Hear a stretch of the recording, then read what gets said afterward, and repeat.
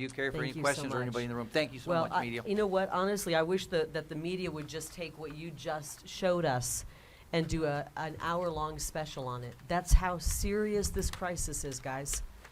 And it's right here at the border. And to be honest, the federal government is part of it. They're part of the criminal activity. I've seen it with my own eyes. They are that final mule who helps move and smuggle individuals. That's what Joe Biden, that's what Mayorkas is doing. It's really criminal. They come over illegally. People come over illegally. They're immediately given housing vouchers, medical care, transportation, food vouchers, and job placement. I know a lot of American citizens who would love those same perks, but they don't get them. And what they're dealing with in Sheriff Daniels County, where we are here in Cochise County, is the gotaways. We don't know who these people are. Most of the people coming, of the 5 million, want to be processed because they want to push a fraudulent asylum claim.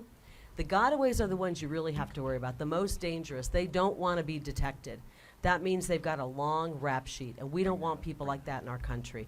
So we are going to fight this because we know that we've lost amazing young people, thousands upon thousands through the fentanyl crisis and the scourge of fentanyl. It's a weapon of mass destruction. You heard the numbers of how much is coming in. This is a shocking bar graph that Sheriff Daniels just showed us. I mean, you can see where we were under President Trump. Much lower. Not that any smuggling is good, but much lower. Now it is completely out of control. And you know, we look back 12 years ago when we lost a really great and brave man by the name of Brian Terry. He was a Border Patrol agent who was conducting operations on the border when he was killed by cartel members. And my opponent should be ashamed of herself. I would die of shame if I had Eric Holder anywhere near me. That man helped run a drug smuggling operation in connection with the cartels that led to the death of Brian Terry, a brave veteran and Border Patrol member. And the fact that she would be seen anywhere near that man is absolutely a shame. And I want to read, Brian Terry's brother was going to be with us today, but because of some logistical challenges, he sent a statement. I want to read it. He says, my brother, this is from Kent Terry, the brother of fallen U.S. Border Patrol agent Brian Terry. My brother, Brian Terry, served his country as a U.S. Marine and a member of law enforcement before deciding to join the U.S. Border Patrol.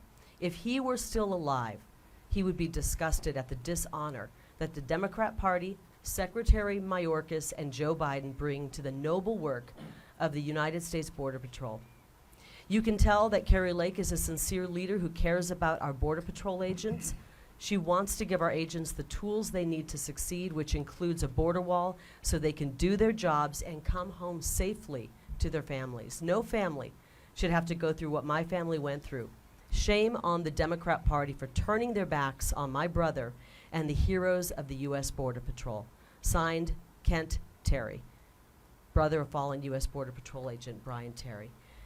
I hope that when you cover this and when you go to the border with us today, you'll really concentrate on what's happening at the border, the brave work that the deputies, the Border Patrol agents, and the sheriffs of these counties are doing.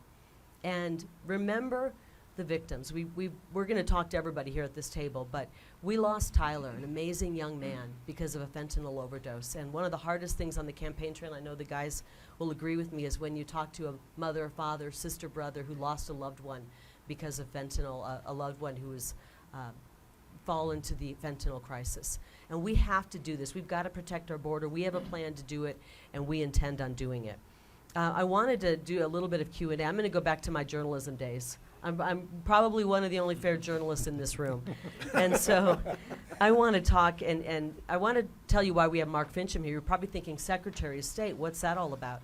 We need to have everybody here elected in order to save this state, and I think save the country. And Mark Finchem is running as Secretary of State against a man named Adrian Fontes, who is a lawyer for the drug cartels. Can you imagine somebody getting into elected office representing Arizona who is a lawyer for the drug cartels? He represented the drug cartels in that Fast and Furious case.